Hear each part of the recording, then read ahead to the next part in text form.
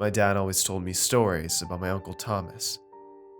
He was 2 years younger than him, but they always got along greatly. After school, they would head to the library, going on about their day with each other.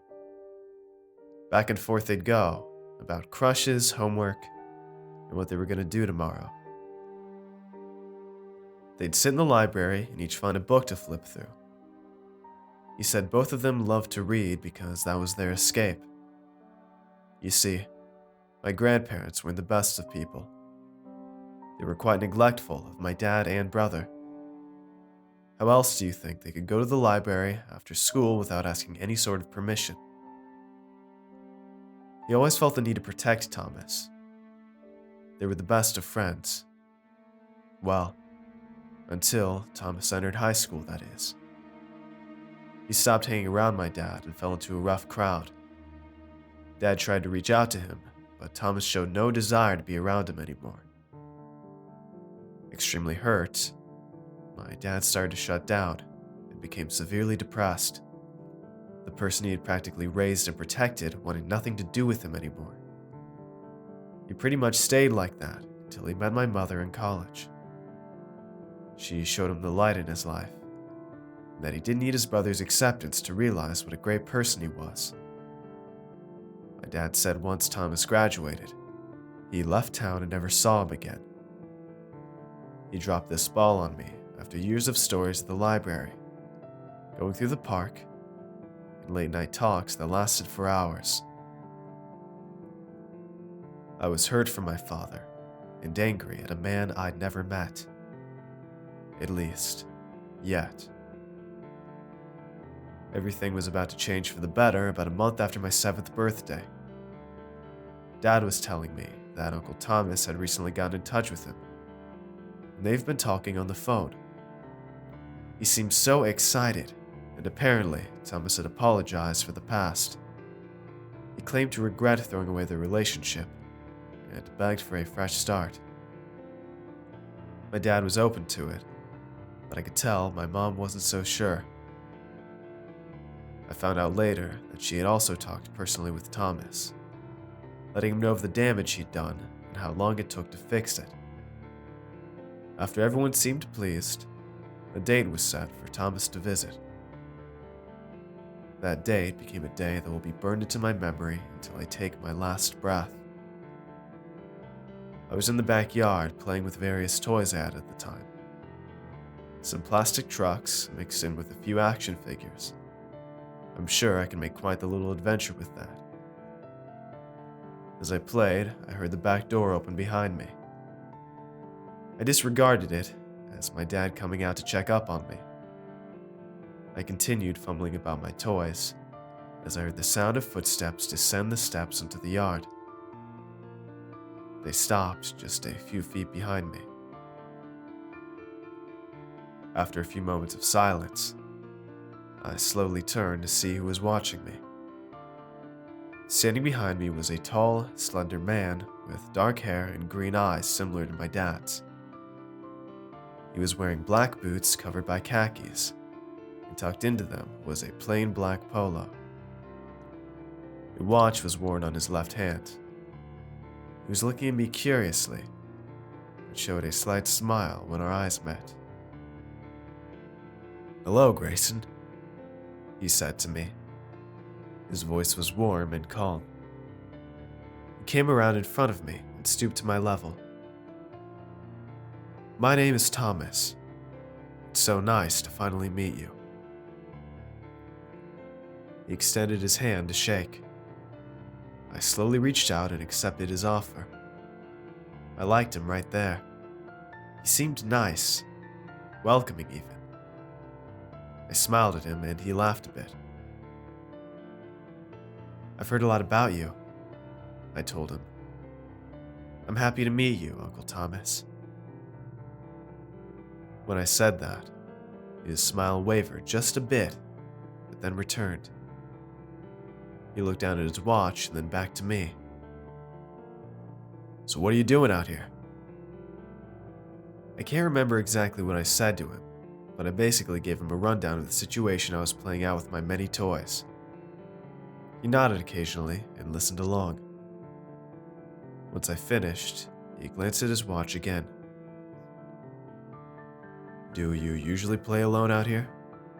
he asked me. I laughed. "Yeah, I'm big enough to play out here alone. Mom and Dad check up on me every now and then."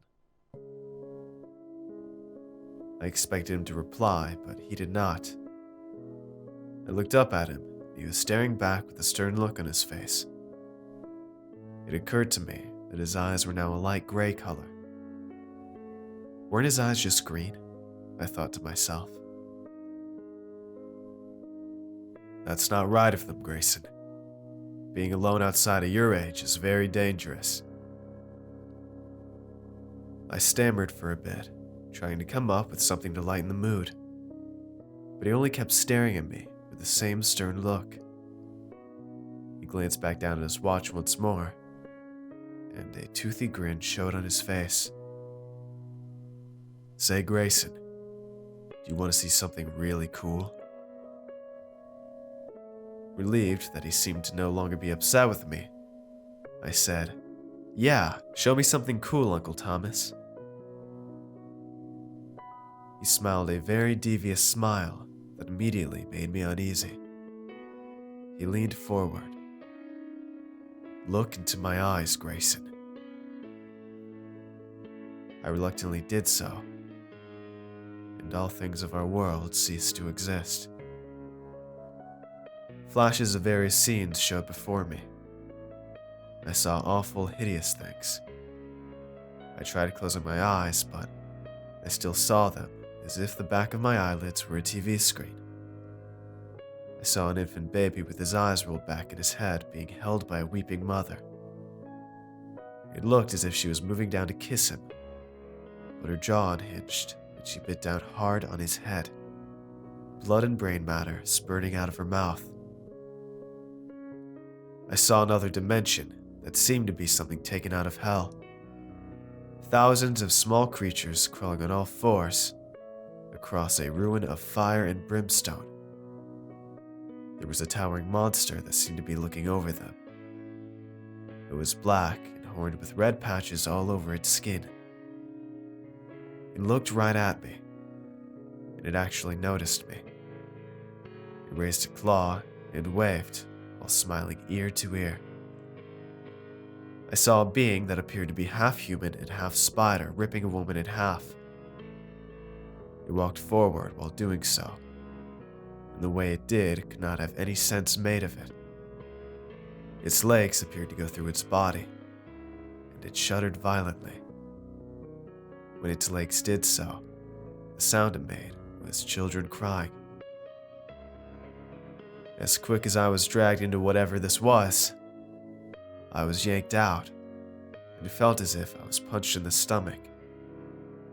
For a second, Uncle Thomas did not look human. He looked sort of like a wolf, except his ears were long and pointed like an elf. They were not covered in fur like the rest of his face, and he appeared to have an open horizontal mouth on his neck lined with razor-sharp teeth. The fear that ran through me was so great I couldn't even scream. I blinked and, suddenly, Thomas was back to the way he was. I breathed quickly while looking at him, and he looked back at me, smirking. His eyes were black now. He leaned forward again till his nose was almost touching mine. He then spoke in a voice that was in no way human. "September 15th, 2017, he growled. He leaned back and casually stood as if nothing happened. At this point, I was paralyzed with fear and continued watching him, unable to do anything. Without looking, he reached over to his left wrist and took off his watch. After placing it in his pocket, he turned and stared back towards the house. He walked up the stairs and approached the back door. I was scared he'd look at me again, to throw me back into torment, but he did not. After a slight pause, he opened the door and went into the house. On September 15th, 2017, my mother was killed in a car accident. A semi-truck driver fell asleep at the wheel and completely destroyed her. Her legs were found on the left side of the road. The top half of her body was further down on the right. Her head, however, was never found. So, reader, I'm sure you're full of questions. What does all this mean? If my uncle could apparently predict the future, could I do so as well? Are there beings in my family that are not actually human? Well, I'm sorry to disappoint you. I'm just a regular guy along with the rest of what's left of my family because after Uncle Thomas went inside, I did so as well about 15 minutes later. Before I did, I just sat there recounting what I had saw. I couldn't cry or anything for some reason. It was as if I had seen things no human was meant to, and my body didn't know how to react. When I was inside, I immediately went into the living room where the TV was on. I could hear Dad at the front door talking to someone I knew was Thomas. After a few minutes of talking, he called my name. I suppressed a groan and slowly walked over to them. The last thing I wanted to do was see my uncle again.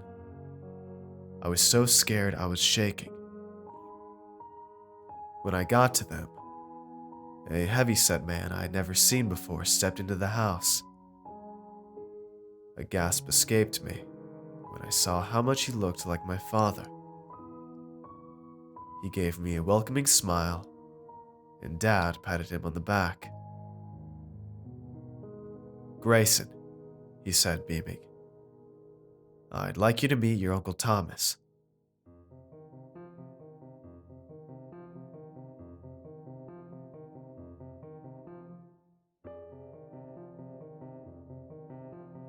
Hey everyone, I hope you enjoyed today's video.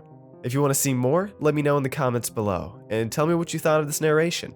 Make sure to follow me on Twitter for updates, and if you'd like to get early videos, shoutouts, and much more, I'd appreciate it if you check out my Patreon page. It's a place where you can help support my channel while getting awesome rewards in the process, and every pledge helps out a ton, no matter the size. So if you'd like to see all the rewards I offer and consider becoming a patron, it'd mean a ton to me if you'd click the link in the description and just check it out. And don't forget to show some love to the amazingly talented authors who make these narrations possible.